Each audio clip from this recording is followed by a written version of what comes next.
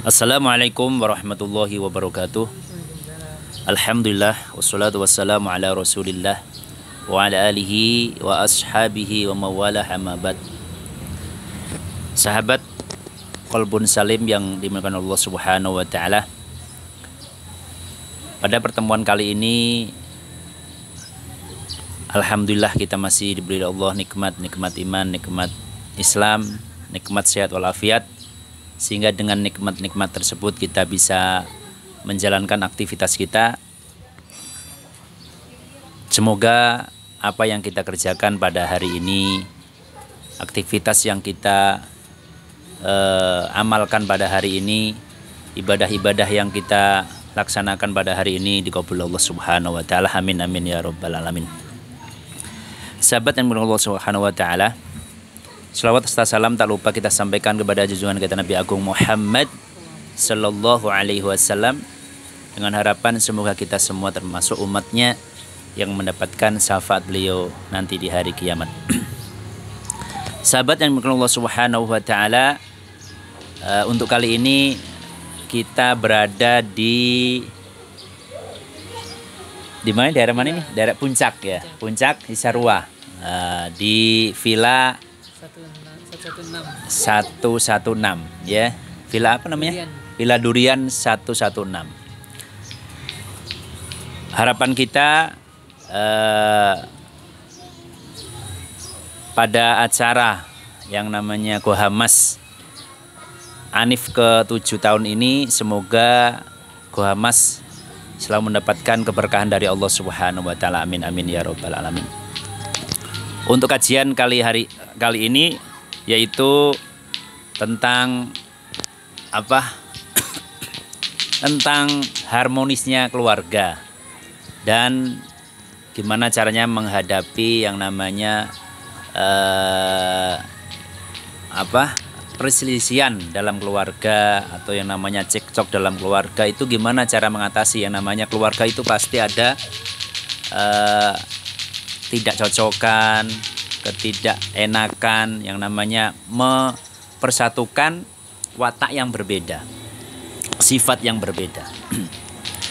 Jadi untuk kali ini ayat yang akan saya bawakan yaitu A'udzubillahi minasyaitonirrajim. Bismillahirrahmanirrahim. Wa'asiruhunna bil ma'ruf. Ini adalah ayat yaitu firman Allah Subhanahu wa taala, yang mana artinya wa'asiruhunna bil ma'ruf, pergaulilah istri-istri kalian, yaitu perempuan-perempuan kalian, yaitu istri-istri, dengan baik. Maksudnya apa? Maksudnya adalah kita disuruh untuk bergaul atau bermuasaroh setiap harinya dengan istri kita, baik dalam keadaan bersama dengan mereka atau dalam keadaan lagi tidak ada bersama mereka. Maksudnya jauh, lagi bepergian, tidak bersama. Itu juga ada yang namanya wa'asiruna bil ma'ruf. Tetap harus ada saling mengerti, saling menjaga antara satu yang lain walaupun tidak bersama.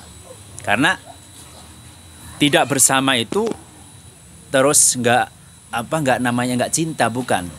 Justru kadang tidak bersama itu ya, kadang-kadang tidak bersama itu malah menjadikan kita makin rindu kepada keluarga kita, istri kita ya. Untuk kali ini semoga kita mendapatkan ilmu dari Allah Subhanahu wa taala sehingga bisa memberikan kajian yang insya Allah akan menjadikan keluarga kita makin harmonis. Amin amin ya rabbal alamin. Dan alhamdulillah saya bersama teman dan saudara kita yaitu Mas Teguh. Mungkin Mas Teguh akan ada pertanyaan yang akan disampaikan. Tafadhol Mas Kuro, dipersilakan. Assalamualaikum warahmatullahi wabarakatuh, Ustaz. Waalaikumsalam warahmatullahi wabarakatuh. Begini Ustaz, saya kan mau nanya, kalau sekarang kan lagi viral nih Ustaz tentang KDRT yang di televisi gitu kan. Itu gimana sih kok bisa jadi seperti itu, dan bagaimana tuh cara mengatasinya, Ustaz? Mohon, iya. Mengatasi gimana nih? Mengatasi apa di Maksudnya jangan sampai jangan sampai keluarga kita terjadi KDRT gitu, Ustaz. kita biar tidak terjadi Iya, KDRT. KDRT. Ustaz, itu aja sih. Ya, siap. Terima kasih.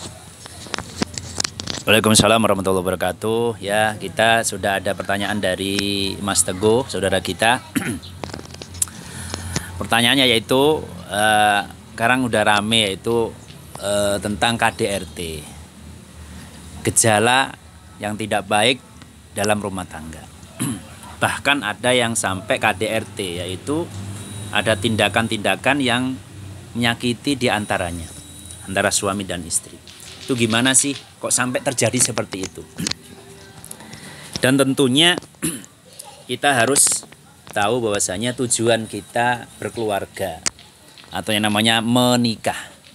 Jadi menikah itu adalah perintah Allah Subhanahu wa ta'ala. Pertama, kita harus tahu bahwasanya tujuan nikah itu untuk apa? Tujuan kita adalah untuk melaksanakan syariat yang dibawa Nabi kita Muhammad sallallahu alaihi wasallam, yaitu tentang nikah. Yaitu syariat itu dari Allah Subhanahu wa ta'ala. Makanya fankihu ma tabalakum minan nisa'i masna wa sulasa wa ruba. Kita disuruh untuk nikah. Nikah di situ ada batas-batasannya. Dulu ayat ini asbabun nuzulnya itu dulu orang-orang Arab dulu nikahnya itu banyak. Ya. Nikahnya banyak, habis itu dibatasin oleh Allah Subhanahu wa taala, ya. Lewat siapa? Nabi Muhammad sallallahu alaihi wasallam. Pertama 1, terus 2, terus 3, 4. Kalau memang nggak bisa, ya udah 1 aja, gitu. Itu adalah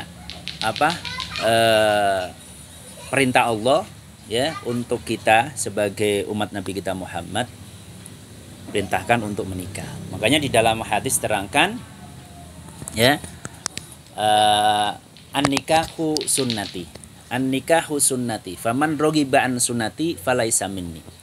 Bahkan Nabi kita Muhammad memposisikan nikah sebagai sunnah beliau.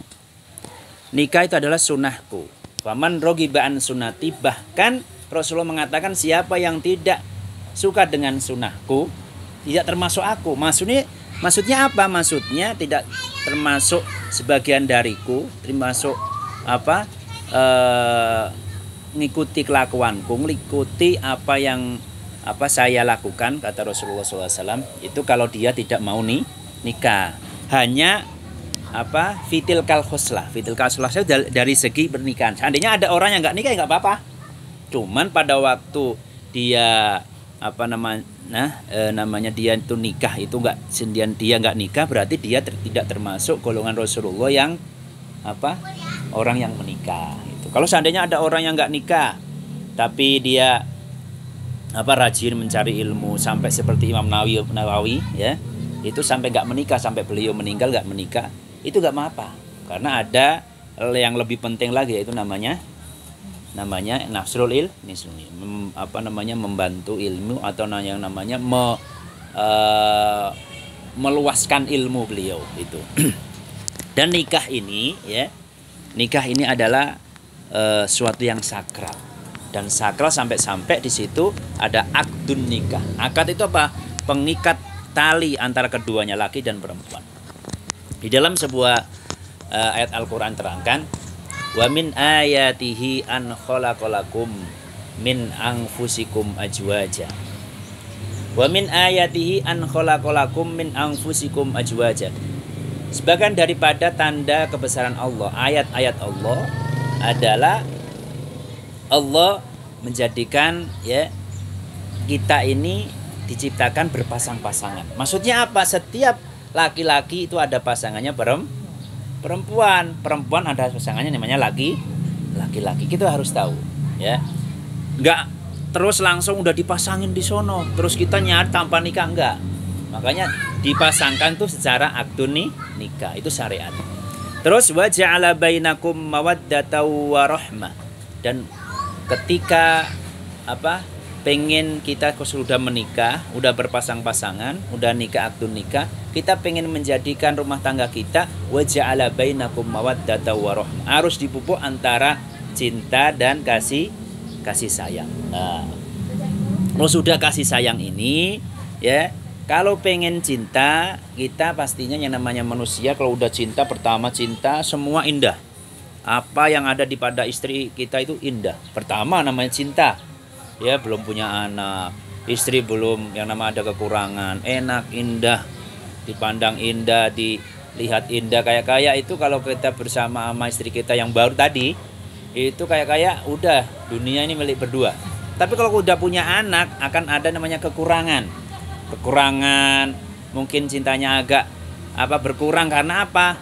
Cintanya udah dibagi yang namanya kepada anak. Ya, terus kalau udah punya anak 2 lagi, apalagi nanti akan itu. Nah, makanya butuh yang namanya bukan cinta saja, butuh namanya rahmah, kasih sayang. Dan kasih sayang itu identik kepada kekurangan. Kalau cinta identik kepada keindahan seorang istri gimana, montok, ya. Kalau bahasanya kita, bahasa seorang laki-laki kan montok, dohai, wajahnya cantik, pokoknya menok-menok, ya, imut-imut gimana. Tapi kalau sudah punya anak, ntar kalau udah berumah tangga sampai sudah 1 tahun, 2 tahun, 3 tahun, ada muncul keluarga baru yaitu seorang anak, nanti akan berkurang cintanya. Nah, itu perlu dibutuhkan yang namanya rahmah, yaitu kasih sayang. Dan kasih sayang itu identik kepada namanya kekurangan istri, mungkin agak bawel dikit karena sudah punya anak. Seorang suami juga akan berkurang juga. Ya, itu perlu adanya masa kasih sayang. Kasih sayang ini identik kepada kekurangan sesama. Istri kurang begini, suami kurang begini, harus saling mengerti. Makanya ketika ada istri lagi marah, seorang suami harus diam. Maksudnya diam apa? Jangan sampai nimpali. Kalau nimpali sampai jadi apa? Jadi berantem. Nah, kalau berantem nanti akan muncul tuh setan mempengaruhi kita, ya, namanya antar pingin mukul. Nah, itu terjadi namanya KD. Dan semua ini perlu adanya namanya ngaji. Kalau ngaji insya Allah, orang-orang yang adanya KDRT itu kan mungkin kurang ngaji atau apa gimana. Atau memang dia terbawa, udah ngaji tapi terbawa nafsunya. Gak bisa menahan nafsunya. Emosinya terlalu menguap. Makanya kalau kita lagi marah, kita disuruh untuk apa? Wudu. Nah, dalam keadaan marah kita disuruh wudu. Makanya kita insya Allah kalau kita ingat pada Allah, terus kita bareng-bareng ngaji, insya Allah akan dibimbing oleh Allah Subhanahu wa Ta'ala. Gimana caranya untuk mengatasi KDRT seperti itu? 1, harus saling percaya, saling memberikan kepercayaan sesama. Satunya percaya begini, namanya manusia itu pasti ada kekurangan. Makanya di dalam suatu ayat diterangkan fa'in karih tumuhunna. Nikah itu persiapannya apa? 1, harus kecewa. Nikah itu persiapannya 1, harus siap kecewa. Karena apa? Karena mengumpulkan satu watak yang berbeda, sifat yang berbeda. Sifatnya laki-laki begini, dulu nggak tahu sifatnya perempuan begini, tahu-tahu jadi apa? Jadi berkumpul jadi satu, berbeda. Kalau cuman cinta saja, ya pastinya nanti ada kekurangan karena cinta itu identik kepada keindahan. Ya, semoga kita semua diberikan oleh Allah Subhanahu wa Ta'ala taufik dan hidayah dan ilmu sehingga kita bisa memahami kehidupan kita setiap harinya. Ya, makanya satunya intinya kita kalau nikah itu harus siap apa? 1, siap kecewa. Maka di situ fa'in karih tumuhunna. Kalau kita lagi nggak cocok, satunya punya kebiasaan yang kita nggak seneng, terus satunya punya kebiasaan yang kita nggak seneng, mungkin bawel, satunya ini ngatur-ngatur ini, ya udah kita harus menyadari bahwasanya itu adalah kekurangan seorang istri kita. Kalau suami, seorang kekurangan suami kita. Insya Allah dengan itu kita akan menjadi keluarga yang sakinah, mawaddah warahmah. Dulu seorang sahabat yang namanya sahabat hebat, Umar saja, itu ketika ada salah satu sahabat juniornya beliau, sahabat itu mau minta nasihat untuk istrinya yang bawel. Nah, di sahabat ini nggak betah dengan salah satu sahabat, ada yang nggak betah dengan istrinya yang bawel, ya. Pengen ngadu sama Sayyidina Umar. Pas di depan pintu ternyata Sayyidina Umar lagi dimarahin sama istrinya. Wah, habis itu mau curhat tentang istrinya, ternyata si Sayyidina Umar dimarahin sama istrinya. Duh, gimana ini? Wah, nggak jadi, sama juga katanya gitu, dimarahin. Tapi habis dia mau pergi dipanggil tuh sama kesini, dipanggil sama Sayyidina Umar. Kenapa balik lagi, mau apa? Saya mau tanya, ternyata sama juga. Maksudnya sama juga dimarahin sama istrinya. Langsung diomongin, kenapa saya ini, istrinya udah di pintu itu, udah nungguin kalau sampai dimarahin lagi, istilahnya begitu. Sayyidina Umar mau dimarahin lagi. Terus si Sayyidina Umar ngomong, walaupun istri saya segalak apapun, maksudnya cerewet segini-gini apapun, itu tapi dia tuh yang menjaga anak-anak saya. Masya Allah, istrinya langsung luluh. Habis itu nggak marah lagi. Makanya gimana caranya kita bisa, salah satunya itu kita harus bisa merangkai kata-kata indah. Biar apa? Seorang istri itu pengennya ya dimengerti dan dirayu-rayu itu seneng malah aslinya. Maka kadang-kadang digombalin juga seneng. Makanya semoga kita ini mendapatkan taufik ilmu dari Allah Subhanahu wa taala melewati para ulama-ulama kita sampai ke Nabi kita Muhammad SAW, sehingga kita bisa menjaga keluarga kita, jangan sampai ada yang namanya KDRT. Cuman itu aja yang bisa saya sampaikan. Semoga kita semua diberikan kesehatan oleh Allah Subhanahu wa taala. Amin amin ya rabbal alamin. Berkah rezekinya, berkah keluarga, amin amin ya rabbal alamin. Mungkin ini yang bisa saya sampaikan. Walafu minkum. Assalamualaikum warahmatullahi wabarakatuh.